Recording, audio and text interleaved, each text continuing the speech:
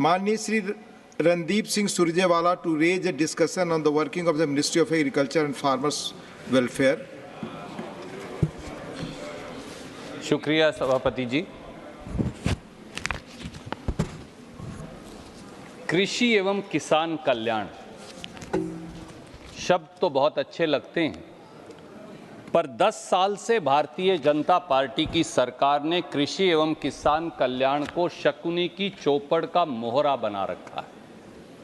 वक्त की मांग है कि 72 करोड़ देश के अन्नदाता किसानों और खेत मजदूरों को कौरवों के इस चक्रव्यूह से अब निजात दिलवाई जाए। किसान की आय दुगनी करने, किसान को लागत पर 50% मुनाफा देने, किसान का दर्द बांटने 10 साल में अनेकों जुमले गढ़े गए, पर किसान को मिला क्या? केवल सरकार की दुत्कार, दिल्ली की सीमाओं पर नश्तरों और लाठियों की मार और आत्महत्या की हार। दिखावे के लिए किसानों की आरती तो उतारते हैं, पर असलियत में ये वो लोग हैं जो किसान के राह में कील, कांटे और नश्तर बिछवाते। काश इस देश के प्रधानमंत्री और कृषि मंत्री ने राष्ट्र कवि रामधारी सिंह दिनकर जी को पढ़ा होता। And I will only quote 4 line sir. आरती लिए तू किसे ढूंढता है मूर्ख, मंदिरों राजप्रसादों में तहखानों में देवता कहीं सड़कों पर गिट्टी तोड़ रहे, देवता मिलेंगे खेतों में खलिहानों में। सर, किसानों की ये दुर्दशा क्यों हुई? किसानों की दशा कैसे सुधारी जा सकती है? दोनों पक्षों पर चर्चा करेंगे। किसान की नंबर 1, किसान की आय दुगनी करने का वादा जुमला साबित हुआ। 28 फरवरी 2016 को उत्तर प्रदेश में बरेली में प्रधानमंत्री जी ने यह वादा किया कि 2022 तक किसान की आय दुगनी हो जाएगी।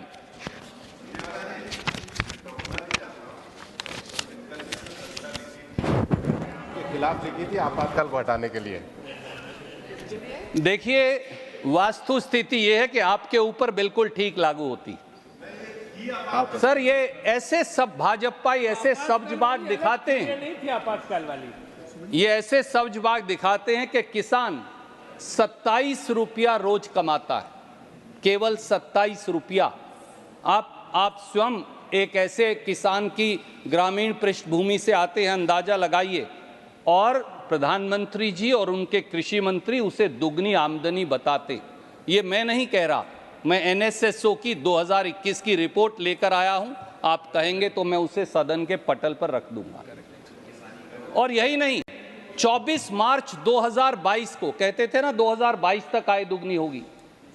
इनकी 37वीं जो स्टैंडिंग कमेटी ऑन एग्रीकल्चर की रिपोर्ट है, उसने ये स्वीकार किया कि किसान की आय दुगनी होने की बजाय उल्टा कम हो गई।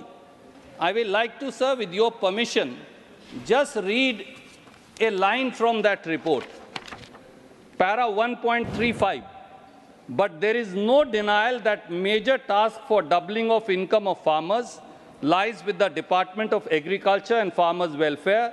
It appears from the reply furnished by the department that the department is far from doubling the income of farmers. Rather, in some states it has come down. Correct. Sir, एक और पहलू आपके संज्ञान में लाऊंगा। खेती का लंबा चौड़ा बजट करने की शेखी कल बघारी गई, पर 5 साल में वास्तविकता क्या है? 5 साल में इन्होंने खेती के बजट से 1 लाख करोड़ रुपया सरेंडर कर दिया। सर, 2 पहलू आपके संज्ञान में लाऊंगा। साल 2020-21 में देश में कृषि का बजट कुल केंद्रीय बजट का 4.47% था। साल 2024-25 में आदरणीय मंत्री जी, कृषि का बजट कुल देश के बजट का 2.74% रह गया, यानी आधा कम कर दिया। शर्म की बात है। बजट 2024-25 पर जब आपने मुझे मौका दिया तो मैंने खुलासा किया था कि 10 साल में खेती की 6 बड़ी स्कीमों का आपने 3 लाख करोड़ काट दिया। आज एक और खुलासा लेकर आया हूं। उस पिछले वाले का ना कृषि मंत्री ने जवाब दिया, ना वित्त मंत्री ने जवाब दिया। अब एक और नया खुलासा लेकर आया हूं जो इनकी खेती विरोधी मानसिकता को दिखाता है। 5 सालों में मोदी सरकार ने, जिसके आंकड़े अब उपलब्ध हैं बजट में, मोदी सरकार ने खेती के विभाग का 1 लाख करोड़ बजट सरेंडर कर दिया। शर्म की बात है। 2018-19 में 21,043 करोड़ सरेंडर किया। 2019-20 में आपने 34,518 करोड़ सरेंडर किया। 2020-21 में आपने 23,825 करोड़ सरेंडर किया। 21-22 में आपने 429 करोड़ सरेंडर किया और 2022-23 में 19,762 करोड़ सरेंडर किया। 1 लाख करोड़ सरेंडर करते हैं और किसान के कल्याण की बात भी करते हैं। सर, अगला एक पहलू आपके समक्ष रखूंगा, पीएम कुसुम, प्रधानमंत्री किसान ऊर्जा सुरक्षा एवं उत्थान महाअभियान। इसका बड़ा ढोल पीटा गया, पर कुसुम की जगह किसान के रास्ते में आपने कांटे बिछा दिए। सर, साल 2019 में बजट में इसी सरकार ने 10,000 मेगावाट रिन्यूएबल एनर्जी लगाने के लिए पीएम कुसुम योजना की शुरुआत की। 2 टारगेट्स और दिए। कहा गया कि 17.5 लाख सोलर एग्रीकल्चर पंप लगाए जाएंगे। यह भी कहा गया कि 10 लाख किसानों के बिजली ट्यूबवेल को भी सोलर ट्यूबवेल में बदल दिया जाएगा। कल मैंने आदरणीय मंत्री जी आपकी वेबसाइट देखी और पीएम कुसुम के आंकड़े निकाले, आप भी चौंक जाएंगे। इनकी वेबसाइट पर कल शाम तक जो लिखा, मैं कॉपी लेकर आया हूं, कहेंगे तो ऑथेंटिकेट कर दूंगा। सिर्फ 1,61,640 इंडिविजुअल सोलर पंप सैंक्शन 5 साल में किए, 2019 से 30 जून 2024 तक, और लगाए कितने? 2,644। 2,644 पंप लगाकर कहते हैं देश के किसान की हालत बदल जाएगी। 72 करोड़ किसानों की। दूसरा, 17.5 लाख कहा था सोलर एग्रीकल्चर पंप लगाएंगे, सैंक्शन किए 13,54,315 और लगाए कितने? 3,97,437, केवल 22%। 72 करोड़ किसानों के लिए 4 लाख सोलर पंप लगाकर अपनी पीठ थपथपा रहे हैं। तीसरा, 10,000 मेगावाट बोलते हैं कि सोलर कैपेसिटी लगाएंगे, सैंक्शन की 8,112 मेगावाट और लगाई कितनी? 256 मेगावाट। शर्म की बात है कि ये अपने आप में किसान से क्रूर मजाक है। ये कुसुम की जगह कांटे बोना नहीं तो क्या है? एक और पहलू, कल वित्त मंत्री जी ने एग्रीकल्चर इंफ्रास्ट्रक्चर फंड को लेकर बड़ी बड़ी बातें की, उसकी ढोल की पोल भी खुली हुई। बजट 2020 में 15 मई 2020 को पहली बार आपकी सरकार ने 1 लाख करोड़ के एग्रीकल्चर इंफ्रास्ट्रक्चर फंड की घोषणा की। बड़ी बड़ी प्रेस वार्ताएं की, अखबार में इश्तेहार दिए, खबर छपी। वित्त मंत्री जी ने कल क्या कहा? खुद मान लिया कि 35,000 करोड़ के प्रोजेक्ट एग्रीकल्चर इंफ्रास्ट्रक्चर फंड से सैंक्शन किए हैं 5 साल में, यानी 65,000 करोड़ तो पहले दिन ही छोड़ दिए। 5 साल में केवल 35,000 करोड़। अब क्योंकि उन्होंने वहां वर्ड सैंक्शन इस्तेमाल किया था तो मैंने जाकर फिर चेक किया तो पता चला वो यहां भी हमें असत्य बोलकर चली गई, क्योंकि उन्होंने ये छिपा लिया कि उस 35,000 करोड़ के सैंक्शन प्रोजेक्ट में केवल 25,504 करोड़ ही जारी किए हैं। 5 साल में 5,000 करोड़ जारी करते हैं एग्रीकल्चर इंफ्रास्ट्रक्चर फंड के नाम पर और 72 करोड़ किसानों के कल्याण की बात करते हैं। इससे क्रूर मजाक कोई हो सकता है? एक और पहलू, कल पीएम फसल बीमा योजना के बारे में बड़े बड़े कसीदे पढ़े गए। पीएम फसल बीमा योजना इस देश की सबसे बड़ी प्राइवेट इंश्योरेंस कंपनी मुनाफा योजना है। उपसभापति जी, साल 2016-17 से, और मैं इसलिए इनके एग्रीकल्चर मिनिस्ट्री का आंकड़ा ले आया, साल 2016-17 से 30 जून 2024 तक पीएम फसल बीमा योजना का प्रीमियम कितना दिया मंत्री जी? 2,29,789 करोड़ या 2,30,000 करोड़ मान लीजिए, और बीमा कंपनियों को मुनाफा कितना हुआ? 63,648 करोड़। यानी किसान को क्लेम कम और बीमा कंपनी को ज्यादा। बीमा कंपनियां 63,648 करोड़ कमाती हैं और मोदी सरकार अपनी पीठ थपथपाती है। यह किस प्रकार की स्कीम है? सर, एक और पहलू, मोदी सरकार खेती को बंधक बनाने के लिए पहले 3 खेती विरोधी काले कानून लाई और फिर एमएसपी पर खरीद ही नहीं करवाई। यहां एमएसपी की बड़ी चर्चा हुई। एक सवाल के जवाबों को आपदा में अवसर तब्दील करने के लिए यही सरकार 3 कृषि विरोधी काले कानून लाई। लाखों किसान दिल्ली के दरवाजे पर 1 साल से ज्यादा पड़े रहे, धूप में, गर्मी में, बारिश में। आपने भी उनकी व्यथा महसूस की होगी, उनका दर्द जरूर महसूस किया होगा। 700 किसान शहीद हो गए। उनकी शहादत को संसद के अंदर संवेदना प्रकट करने से इनकार कर दिया गया। किसान तड़प तड़प कर केवल न्याय मांगने आया था, दिल्ली के दरवाजे पर दस्तखत देकर हक मांगने आया था, लाल किले पर कब्जा करने नहीं आया था। पर कानून तो वापस लिए। एमएसपी की गारंटी का वादा जो किया था वो आज तक पूरा नहीं हुआ। और आज मैं आपसे एक कहूंगा, किसान एमएसपी की गारंटी क्यों मांगता है? क्या जरूरत है एमएसपी की गारंटी की? कारण बड़ा साफ है, क्योंकि मोदी सरकार, भाजपा सरकार, एनडीए सरकार घोषित एमएसपी पर, जो एमएसपी आप निर्धारित करते हैं, उस पर आप फसल खरीदते ही नहीं। ये दुर्भाग्य है इस देश का। तो एमएसपी का फायदा क्या है? और ये मैं नहीं कह रहा, सदन के पटल पर मैंने सवाल पूछा और 6 दिन पहले राज्यसभा में उस सवाल का जवाब आया। उस जवाब ने इस ढोल की पोल खोल दी और ये वो जवाब है सर।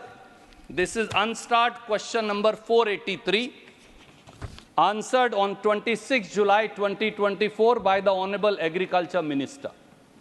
इन्होंने बताया, क्योंकि मैंने पूछा था कि कितनी रबी 2023-24 की फसल पैदा हुई, आपने कितनी एमएसपी पर खरीदी। मैं वो पढ़कर बताना चाहता हूं। गेहूं 2023-24 रबी में 1129 लाख मीट्रिक टन पैदा हुई, आपने खरीदी, आपका जवाब है 262 लाख टन, यानी 23%।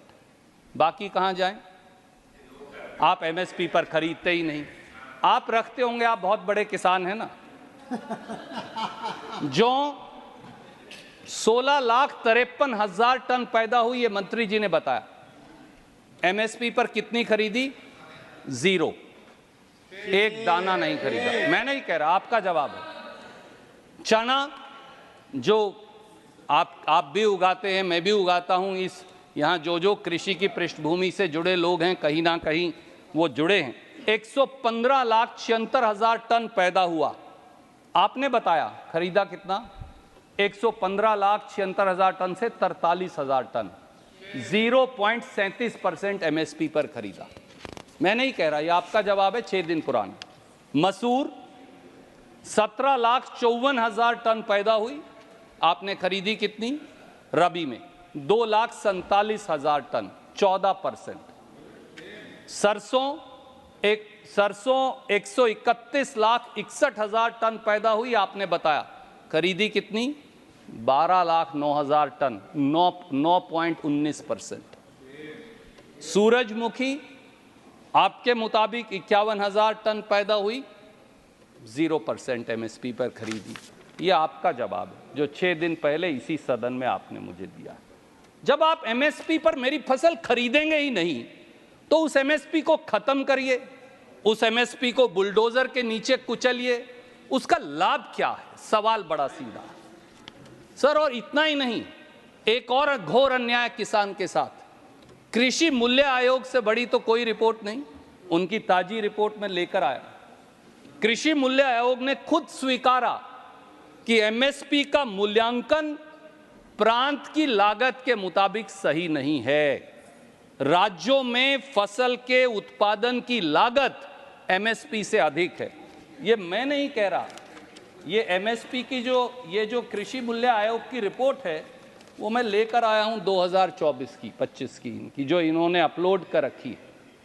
सर, इसमें उन्होंने ये माना, सीएसीपी ने 2000 इसी रिपोर्ट में 2022-23 की लागत का 2024 की रिपोर्ट में वास्तविक मूल्यांकन किया, C2 प्लस 50% पे भी नहीं, A2 प्लस FL पर, और उन्होंने लिखा है कि उसके आधार पर भी, मंत्री जी ये लिखा है, मैं पढ़ देता हूं, रागी में पूरे देश में 1167 रुपया प्रति हेक्टेयर का किसान को नुकसान हुआ। ये मैं नहीं कह रहा, ये सीएसीपी कह रहा है। धान में महाराष्ट्र के मेरे साथी यहां बैठे हैं, किसान को 31.4% का नुकसान हुआ। राजस्थान के साथी यहां बैठे हैं, बिल्कुल मेरे सामने आदरणीय मंत्री जी, ज्वार में 718 रुपया प्रति हेक्टेयर का नुकसान हुआ। उड़द में गुजरात के मेरे साथी बैठे हैं, 475 रुपये हेक्टेयर का नुकसान हुआ। सोयाबीन में गुजरात में 4,749 रुपये का नुकसान हुआ। तो फिर ऐसे एमएसपी का औचित्य क्या? ये मैं नहीं कह रहा, ये इनकी रिपोर्ट कह रही है। और सर एक और, market intervention scheme and price support scheme, ये सबसे महत्वपूर्ण है, क्योंकि जो 23 फसल पर एमएसपी देते हैं, जिन पर नहीं देते, अगर कीमत गिर जाए तो उस पर यह मार्केट इंटरवेंशन स्कीम है, आपने ताला लगा दिया। ये स्कीम किसके लिए है? आलू के लिए, टमाटर के लिए, प्याज के लिए, सेब संतरे के लिए, कीनू के लिए, नारियल, मिर्च और अदरक के लिए। 2022-23 में मंत्री जी इसका बजट था 4007 करोड़। 2023-24 में आपने बजट काट कर दिया 40 करोड़, और इस साल कितना किया? 0। इस साल बजट है 0। सर, इतना ही नहीं, खेती, खाद और डेयरी क्षेत्रों से जुड़ी जितनी स्कीमें हैं उनमें भयंकर कटौती माननीय कृषि मंत्री जी ने कर दी। पीएम फसल बीमा योजना 23-24 में 15,000 करोड़, 24-25 में 14,600 करोड़। Distribution of pulses to states for welfare schemes 23-24 में 446 करोड़, 24-25 में काटकर 300 करोड़। पीएम किसान मानधन योजना 23-24 में 138 करोड़, 24-25 में 100 करोड़। पेमेंट फॉर इंडिजीनियस यूरिया 23-24 में 1,02,000 करोड़, 24-25 में 1 lakh crore. Payment for import of urea 23-24 में 30,000 करोड़, 24-25 में 22,634 crore. Payment for indigenous PNK fertiliser 23-24 में 32,370 करोड़, अब 26,500 crore. Payment for imported PNK fertiliser 23-24 में 27,930 करोड़, अब 18,500 करोड़। डेयरी डेवलपमेंट में 23-24 में 371 करोड़, अब 0। राष्ट्रीय गोकुल मिशन, कम से कम गाय का तो सोच लेते, उसमें 23-24 में 869 करोड़, अब 700 करोड़। डेयरिंग थ्रू कोऑपरेटिव्स, बड़ी बड़ी बातें होती हैं, 23-24 में 166 करोड़, अब 0। पीएम किसान संपदा योजना 23-24 में 745 करोड़, अब 729 करोड़। अकेले 25,711 करोड़ तो आप फर्टिलाइजर की सब्सिडी खा गए, काट दी आपने। और सर, मोदी सरकार में 9 साल में 1 लाख किसानों ने आत्महत्या की है। एनसीआरबी ये बोलता है 1,04,49, ये मैं नहीं कह रहा, मैं आपकी रिपोर्ट एनसीआरबी की लेकर आया हूं। हर रोज इस देश के 31 अन्नदाता आत्महत्या का फंदा चूमने को मजबूर है। आपको नींद कैसे आती है? आपकी आत्मा क्यों नहीं झकझोरती? आपकी आत्मा आपको कचोटती क्यों नहीं? सवाल यह है, एक देशवासी के तौर पर मैं ये पूछना चाहता हूं। सर, एक तरफ फसल की कीमत नहीं और दूसरी तरफ ये हाल। इसीलिए राहुल जी ने, खड़गे जी ने ये कहा है कि एमएसपी की कानूनी गारंटी इसी सदन से दिलाएंगे, खेती पर गब्बर सिंह टैक्स से पीछा छुड़ाएंगे और किसान को कर्ज मुक्ति भी दिलाएंगे। हम ये करके दिखाएंगे। और हालात क्या हैं सर, कि जब कि जब लोकसभा में विपक्ष के नेता, मेरे नेता राहुल गांधी, दलितों, किसानों और मजदूरों के हितों की बात उठाते हैं तो ये हमारी जात पूछवाते हैं। ये आप यहाँ की चर्चा करिए, सर, लोकसभा की चर्चा नहीं, आप यहाँ की बात करिए। सर, जात जाननी है, आप यहाँ की बात करिए। ओके सर, जात जाननी है तो सोनीपत के खेतों में चिलचिलाती गर्मी में राहुल गांधी जी के साथ धान की पौध लगाते किसान से हमारी जात पूछिए। जात पूछनी है तो आजादपुर मंडी में आंसू बहाते हुए सब्जी वाले रामेश्वर भाई से पूछिए, जिसकी कड़ी मेहनत की जिंदगी का एक हिस्सा बांटने मेरे नेता वहां गए थे। जात पूछनी है तो सुल्तानपुर के जूती गांठने वाले हमारे मेहनतकश रामचेत भाई से पूछिए, जिसके साथ बैठकर उसकी मेहनत का पसीना बांटा था मेरे नेता ने। जात पूछनी है तो अंबाला और चंडीगढ़ के ट्रक ड्राइवरों से पूछिए, जिनकी मुश्किल जिंदगी का सुख और दुख बांटा था हमने। हमारी जात पूछनी है तो कीर्ति नगर के हमारे बड़ई भाइयों से पूछिए, करोल बाग के मैकेनिक भाइयों से पूछिए, जिनकी मेहनत का आकलन महसूस करने और समझने गए थे हमारे नेता। सत्ता के अहंकार की ऊंची अट्टालिकाओं में बैठे हुए आपको किसान, मजदूर, दलित, गरीब की आवाज सुनाई नहीं देती। काश इनको मैं फिर कहूंगा, ये फिर कहेंगे मेरे आदरणीय बड़े भाई मंत्री जी, दिनकर जी की बात सुन लेते। दोबारा याद दिलाता हूं, मूल जानना बड़ा कठिन है नदियों का, वीरों का। धनुष छोड़कर और गोत्र क्या होता है रणधीरों का। पाते हैं सम्मान तपोबल से भूतल पर शूर, शोर मचा रहे हैं केवल कायर और क्रूर। सर, समय आ गया है उपसभापति महोदय, समय आ गया है कि अहंकार की रुई को अपने कानों से निकालिए। सत्ता के घमंड के पर्दों को आंखों से हटाइए। दिल पर पड़े पत्थरों को दूर करिए। थोड़ा सा किसान और मजदूर की टीस को समझने लग जाइए, ताकि किसान, गरीब, मजदूर, दलित, पिछड़ों की चित्कार आपके मन, उनकी व्यथा, उसकी चित्कार आपको सुनाई देने लगे आदरणीय मंत्री जी। वरना हम भी संकल्प लेते हैं, चलो संघर्ष आठों याम तुमसे। याम उपसभापति जी प्रहर को कहते हैं, एक दिन में 8 प्रहर है। चलो संघर्ष आठों याम तुमसे, चलो संघर्ष आठों याम तुमसे, करेंगे अंत तक संग्राम तुमसे। चलो संघर्ष आठों याम तुमसे, करेंगे संघर्ष अंत तक संग्राम तुमसे। हमारी कल्पना, किसान के लिए जो हमारी कल्पना है, इस देश की कल्पना, मजदूर के लिए जो है हमारी कल्पना साकार होगी, किसानों की फिर जय जयकार होगी। जय जवान, जय किसान। बहुत बहुत धन्यवाद।